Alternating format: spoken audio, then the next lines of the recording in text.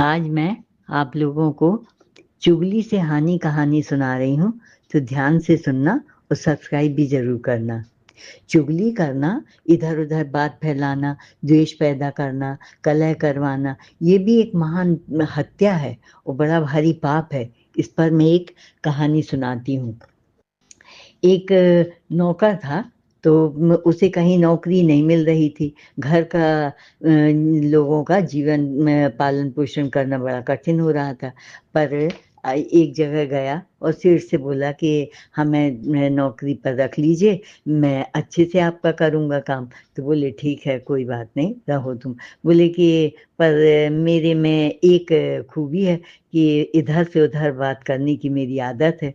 तो उन्होंने कहा हमें क्या फ़र्क पड़ता है इधर से उधर बात करने का। अरे भाई हमें कोई मतलब नहीं है इन बातों से, तुम अपने हमारे यहाँ का जो भी काम बताया जाए उसे कर दिया करो। बोले ठीक है। अब वह उनके यहाँ काम करने लगा। कुछ दिन काम करता रहा, एक बार है तो वह अकेला बैठा रो रहा था। तो जो उनके घर की बहू थी, तो वह आई और बोली कि भाई क्या बात है, तुम इधर क्यों रो रहे हो? तो बोले अरे मैं क्या बताऊँ आपको? तो बोले नहीं भाई बताओ ना कि ऐसी क्या बात हो गई? बोले आप विश्वास नहीं करेंगी हमारी बात पर। बोले नहीं भाई बताओ ऐसी क्या बात है? तो उन्होंने कहा जो ये सेठ जी हैं आपके यहाँ के, तो ये आपको ज़्यादा पसंद नहीं करते हैं, इसलिए वे दूसरे से शादी की बात कर रहे थे कि मैं दूसरा विवाह करूँगा।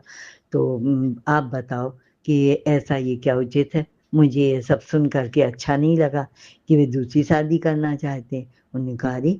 बोले तो फिर इसके लिए क्या उपाय है? बोले इसके लिए ऐसा ये उपाय है कि उनकी दाढ़ी के कुछ बाल जो हैं थोड़ी-सी चाकू से काट कर के ले आना, तो मैं उसका एक यंत्र बना दूँगा और उस यंत्र को अपने पास रखे रहना, तो उससे उनका मन बदला रहेगा और वे दूसरी शादी नहीं करेंगे। बोले अच्छी बात है। और ठीक है। अब वो यहाँ आए तो सेठ जी से आके बोले कि सेठ जी मैं आपको बताऊँ, मैं कुछ सेठानी जी के ऐसे व्यवहार देखता सुनता रहता हूँ, इसलिए मुझे समझ में आता है कि वे आपसे द्वेष रखती हैं और आपके मारने के लिए कुछ-कुछ प्लान बनाती रहती हैं। तो उन्होंने कहा अरे! क्यों ऐसा क्यों करेंगी? बोले हाँ, मैंने तो सुना है, वे किसी से बात भी कर रही थी आपके मारने के लिए। तो बोले अच्छा? तो बोले ठीक है, अब मैं इस बात पे गौर करूँगा। फिर वहाँ उनकी जो सास थीं, यानी सेठ जी की माँ थीं, उनसे जाकर बोले कि तो माताजी आपकी बहू वैसे है तो बहुत अच्छी, पर वो आपसे बिल्कुल प्रेम नहीं रखती है। वो आपको ज़हर दे कर के मारना चाहती है। और अकेले घर में मैं राज्य करूँ, ऐसा सोचती है। उन्होंने कहा अरे! तो मैं ऐसा क्या करती हूँ कि मेरे को मारने के लिए उसको ज़रूरत पड़े? बोले नहीं लेकिन मैंने ऐसा ना उसी को उसकी सहेलियों से बात करते सुना था कि मेरी सास बिल्कुल अच्छी नहीं है और कब हो तो ये मर जाएँ। तो उन्होंने कहा अरे! तो बोले हाँ, इसलिए आप ध्यान रखना कहीं ऐसा ना हो कि आपके खाने-पीने में वह ज़हर वग़ैरह मिला दे। बोले अच्छी बात है। अब वह बहू के पास में गई तो जब भी वो बहू कुछ भी खाना बना कर लेके आती तो हमेशा वो अपने नाती को पहले खिलाती सास कि भाई पहले इसको खिलाएँ, अगर इसने ज़हर मिलाया होगा तो ये खुद ही मना करेगी कि ये तो नहीं-नहीं उसको मत खिलाओ, फिर इसके बाद में वो खाती और सास से उससे बहू से कह दिया कि तुम्हारी सास तुमको बिल्कुल नहीं चाहती है, वो कहती हैं कि अब की बार ये मायके जाएगी ना तो इसको हम बिल्कुल बुलाएँगे नहीं, बस वहीं रहेगी ये, इसको हमें बुलाना नहीं है, बिल्कुल अच्छी बहू नहीं। तो फिर सास-बहू और यहाँ पति-पत्नी सब में आपस में अंदर ही अंदर एक-दूसरे के प्रति द्वेष पैदा करने लगा। एक बार है तो वह अपनी पत्नी उसकी जो थी तो कहने लगी कि मैं अपने पति की दाढ़ी का बाल ले जाऊँ तो उससे उसका यंत्र बनवा लूँ।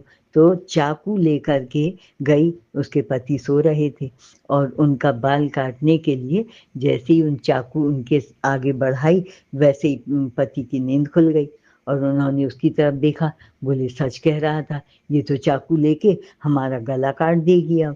तो बोले अरे! आई गला। तो उन्होंने कहा क्या कर रही हो तुम? बोले कुछ नहीं कुछ नहीं। बोले नहीं सच सच बताओ कि तुम मेरा गला काटने के लिए आई थी। बोले नहीं मैं ऐसा नहीं कर रही थी। अब दोनों में झगड़ा तेज हो गया।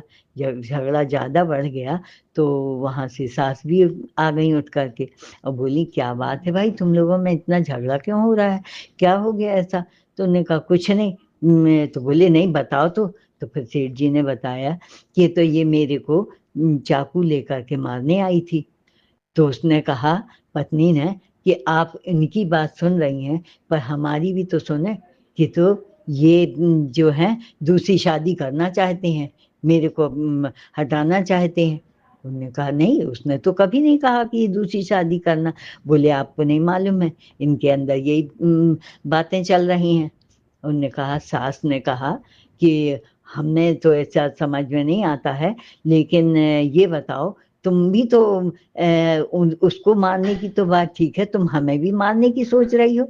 उसने कहा माता जी मैं ऐसा क्यों करूंगी, मैंने तो कभी ऐसा नहीं सोचा है और ना कभी आपके खाने में विष मिलाने की मैंने सोची भी नहीं बात।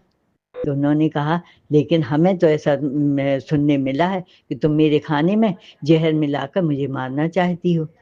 तो उन्होंने कहा अच्छा ऐसी बात है, तो ये बताओ कि तो बहू बोली, और मेरे लिए भी आप ये सोचती हैं कि मैं मायके चली जाऊं तो कभी ना बुलाऊंगी इसको, हमेशा वहीं पर मरेगी, इस तरह की बात आप सोचती हैं? बोले नहीं मैंने ऐसी कभी किसी से बात ना कही है और ना मैंने सोची है। तब फिर काफी देर दोनों सास बहू में और यहाँ पति पत्नी में सब में बड़ी अशांति हो गई और काफी झगड़ा बढ़ गया, कलह घर में हो गया। तब फिर सोचते समझते उन्होंने कहा ये बताओ ये सब बातें करी किसने हैं, किसने कहा है कि ऐसा हो जाता है? तब फिर उन्होंने उस नौकर के बारे में खुलासा किया। उनने कहा उसने हमें बताया था कि तुम्हारे पति तुमसे द्वेष रखते हैं और दूसरी विवाह करना चाहते हैं। उन्होंने कहा कि और ये सास से भी कहा कि तुम्हारी बहू तुमको जहर दे के मारेगी। बोले इस तरह के चारों के बीच में जब खुलासा बातें हुई तब फिर उन्हें समझ में आया कि ये चुगली का फल है और चुगली नहीं करना चाहिए। अगर चुगली देखो करने से इतना घर में बैर द्वेष और कलह मचती है तो ऐसे नौकर को हमें अलग कर देना चाहिए। उन्होंने सबने यह विचार करके उस नौकर को उसी समय घर से अलग कर दिया। और जब वह घर से चला गया तब उसे भी समझ में आया कि ये चुगली का फल है और उन्हें भी समझ में आया कि चुगली से कितनी बड़ी घर में अशांति फैल जाती है और घर में कलह पैदा हो जाती। इसलिए बच्चों हमेशा ध्यान रखो चुगली कभी किसी की ना करो और इधर से उधर बात भी फैलाना गलत बात है। किसी की अच्छी बात हो या बुरी बात हो हमेशा शांत रहो और चुगली नहीं करो, इससे अपना भी नुकसान होता है और सामने वाले का भी नुकसान होता है। आखिर उसकी नौकरी चली गई, उसका जो जीवन निर्वाह हो रहा था रुपए पैसे की, फिर से वह परेशान रहने लगा। सुन लिया? ठीक है। जय श्री कृष्ण।